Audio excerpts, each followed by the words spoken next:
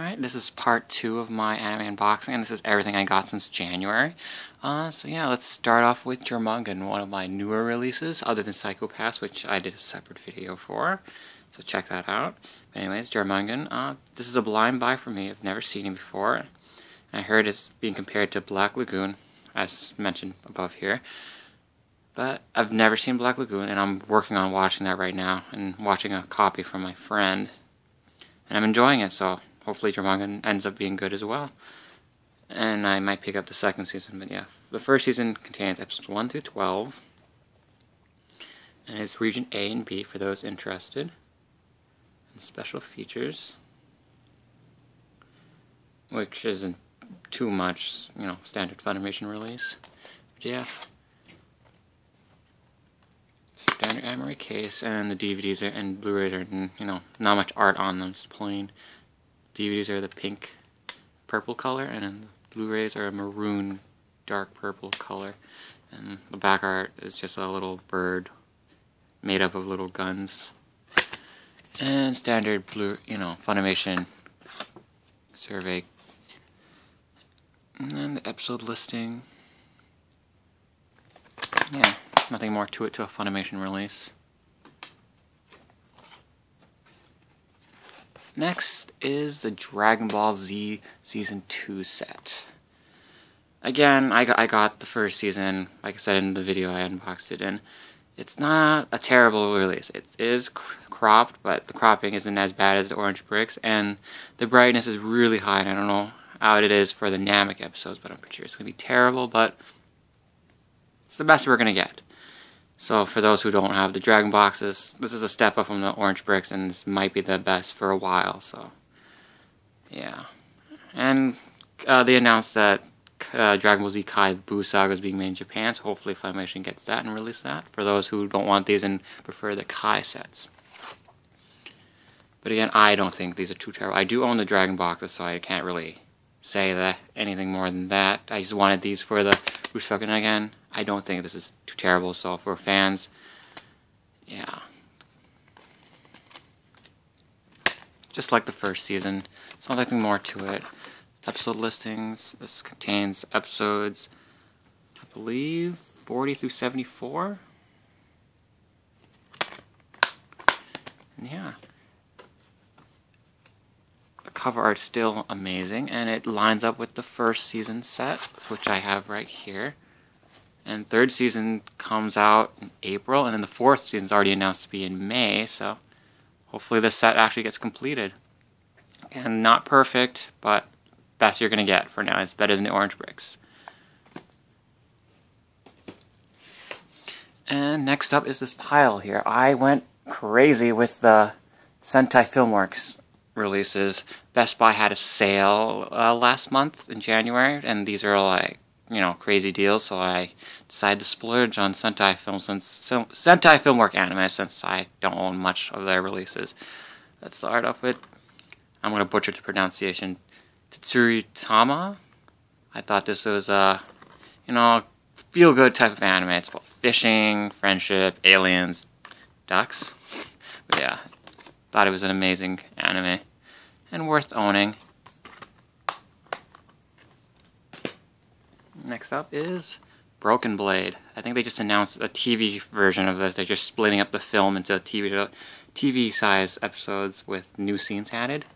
Hopefully it leads to a second season or something. Next is Btooom. Amazing series. Blind bought this during the sale I mentioned earlier. Amazing series, and from what I read, it follows the manga almost perfectly, and it leaves it open for a second season. I do hope. I heard the Blu-ray sales in Japan didn't do so well, but still hope for a second season. It's amazing. Check it out. Stream it on Crunchyroll or whatever.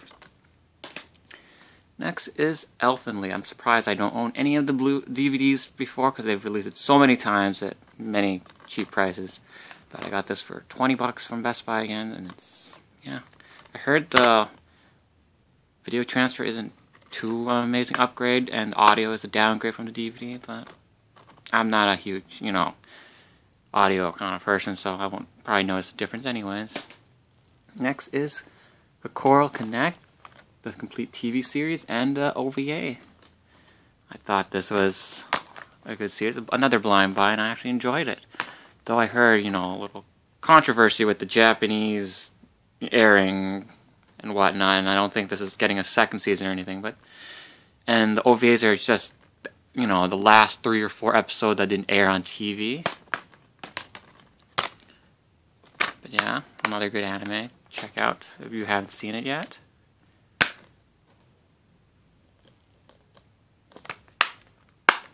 Finally, Fate Stay Night Collection 1. This one I didn't actually get from Best Buy, but from Go Hasting Online.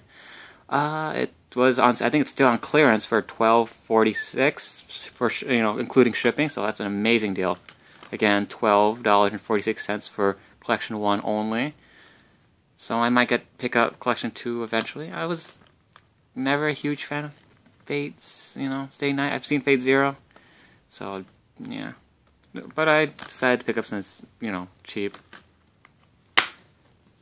And there's going to be another remake of this, you know, at the end of the year, so still a nice pickup. I've only seen it in, you know, subtitles, so this will be the first time I'll be watching it dubbed.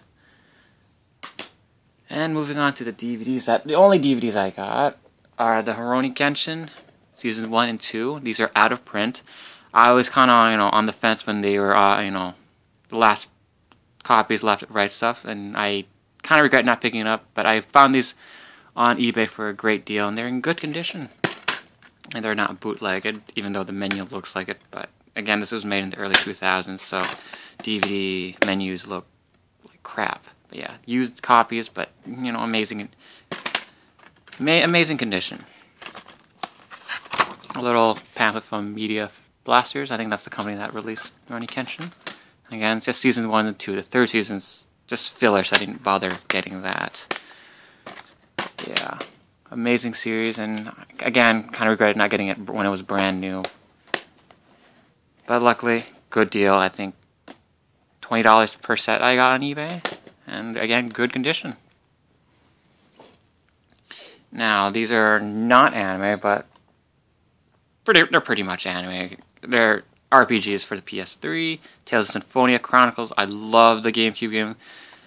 Back then I didn't have money, so the only system I owned was the GameCube, and then eventually I got the PS2, but yeah, the GameCube didn't have much RPGs, and I love JRPGs, and I played this game for hours on end back on the GameCube, and now it has an HD port.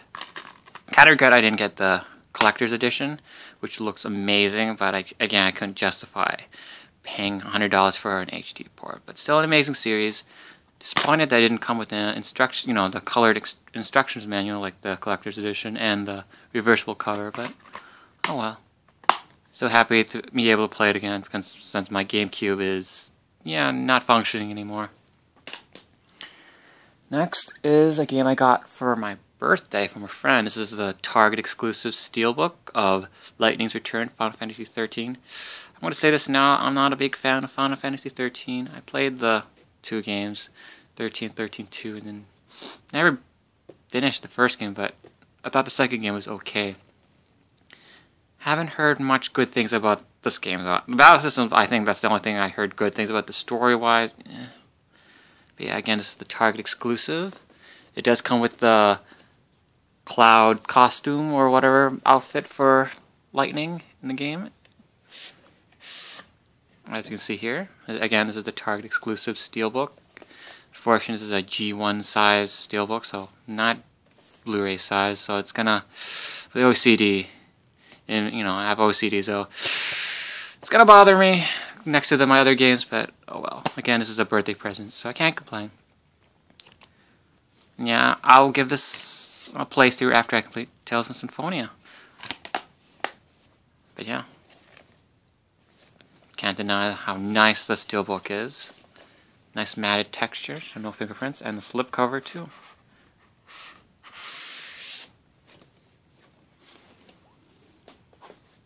The other game I got is Bravely Default Collector's Edition. It was only $10 more, and decided to get it.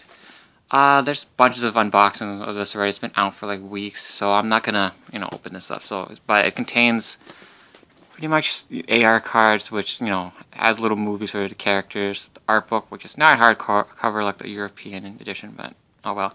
And a sample soundtrack. And the game itself, yeah, amazing game. Check it out.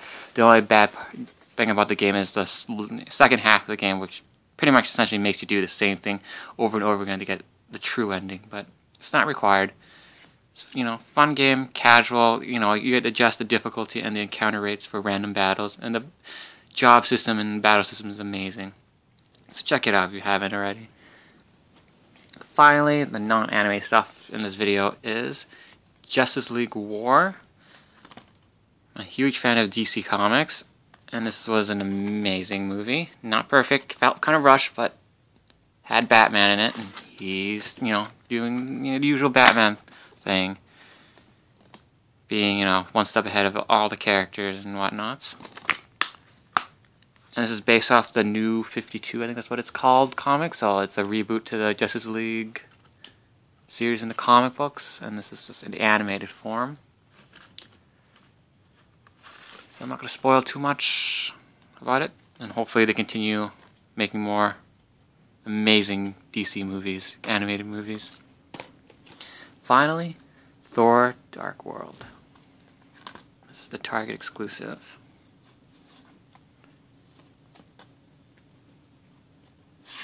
On the inside, it's pretty much the same as the standard edition.